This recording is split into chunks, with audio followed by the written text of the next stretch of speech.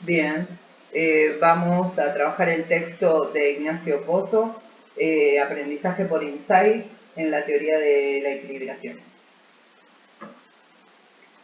Mientras la psicología americana, profundamente imbuida de las concepciones empiristas, se mantenía dentro del asociacionismo, pero renunciando al estudio de los procesos mentales superiores, fermentando así las ideas básicas del conductismo, un grupo de psicólogos alemanes, a cuya cabeza estaban Kohler, Kafka y Wertheimer, optó por seguir estudiando esos procesos mentales superiores, pero rechazando el enfoque asociacionista del estructuralismo.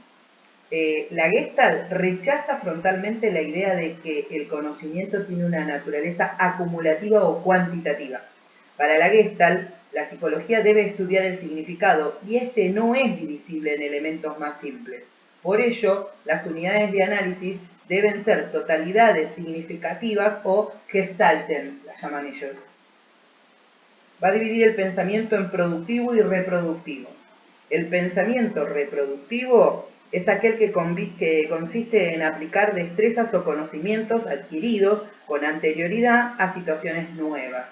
Sin embargo, el pensamiento productivo es aquel que implica el descubrimiento de una nueva organización perceptiva o conceptual con respecto a un problema, una comprensión real del mismo. Resulta más fácil de generalizar a otros problemas estructurales similares una vez que este se adquiere. Los gestaltistas creen que la reestructuración tiene lugar por insight o comprensión súbita, a diferencia de los conductistas en los que los animales aprenden por ensayo y error. Por ejemplo, los monos de Kohler aprenden reorganizando los elementos del problema tras una profunda reflexión. Según muestra Wertheimer, la comprensión de un problema está ligado a una toma de conciencia de sus rasgos estructurales. El insight sería un proceso repentino o inmediato, pero no se especifica lo que sucede durante ese periodo de preparación y menos aún cuáles son los factores desencadenantes del insight. La Gestalt no proporciona una explicación sobre la influencia de la experiencia pasada en la comprensión súbita de un problema. La toma de conciencia o insight adquieren dimensiones distintas en uno y otro caso. La toma de conciencia conceptual requiere una reflexión sobre el propio pensamiento, que no está necesariamente presente en el insight perceptivo.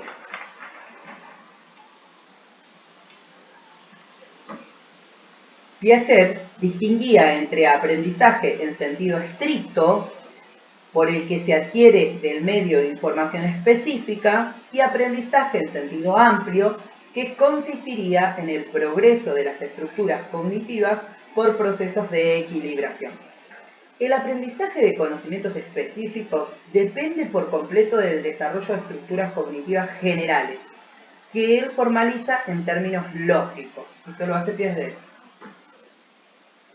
Para Piaget, el proceso cognitivo está regido por un proceso de equilibración.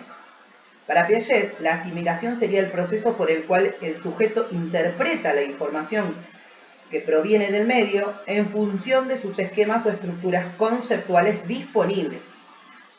Acomodación. Para él, nuestros conceptos o ideas se adaptan recíprocamente a las características del mundo que posee el sujeto.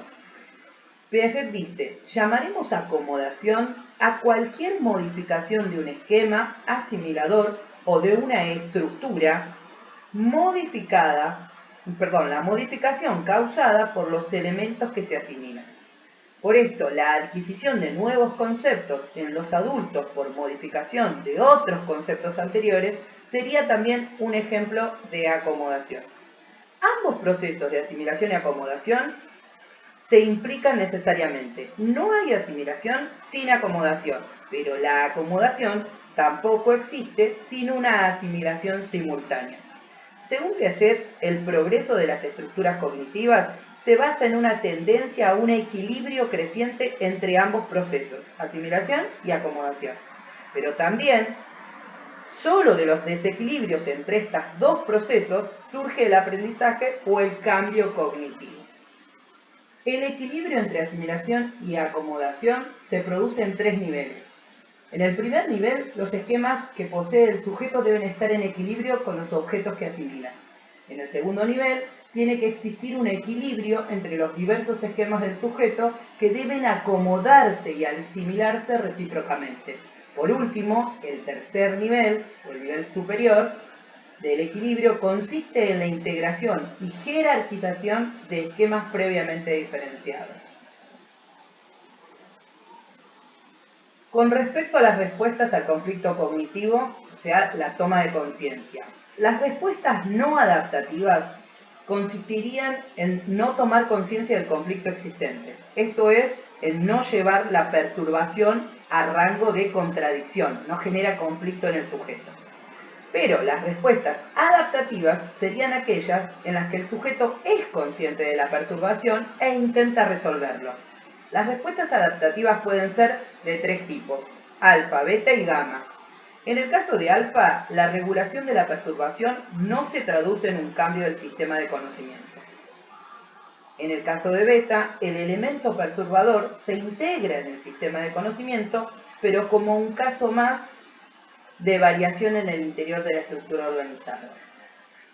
En el caso de gamma, hay una anticipación de las posibles variaciones que dejan de ser perturbaciones para convertirse en parte del juego de transformaciones del sistema.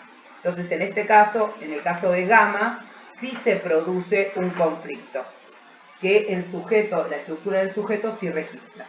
Según Piaget, estas respuestas poseen una eficacia creciente, de forma que las respuestas gamma dan lugar a una profunda reestructuración de los conocimientos y, por tanto, permiten acceder a niveles superiores de equilibrio.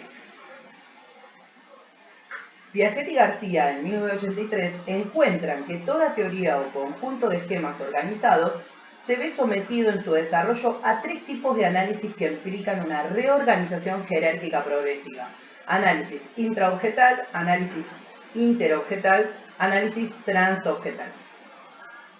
El primero de ellos, el análisis intraobjetal, mediante el cual se descubre una serie de propiedades en los objetos o en los hechos analizados.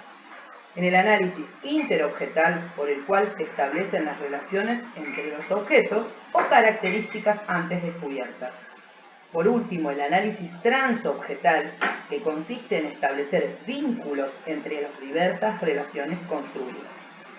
Este progreso se caracteriza por una toma de conciencia progresiva, inicialmente con respecto a las cualidades de los objetos, y más adelante con respecto a las operaciones o acciones virtuales que se pueden aplicar a esos objetos dentro de un sistema de transformaciones. Piaget distingue entre la toma de conciencia de las propiedades de los objetos, abstracción empírica, que él la llama, y la toma de conciencia de las propias acciones o conocimientos aplicados a los objetos, que en ese caso es una abstracción reflexiva. Solo mediante una respuesta adaptativa con la que el sujeto toma conciencia del conflicto e intenta resolverlo acomodando a sus esquemas preexistentes, puede lograrse una reestructuración. Espero que les haya servido, lo continuamos en clase.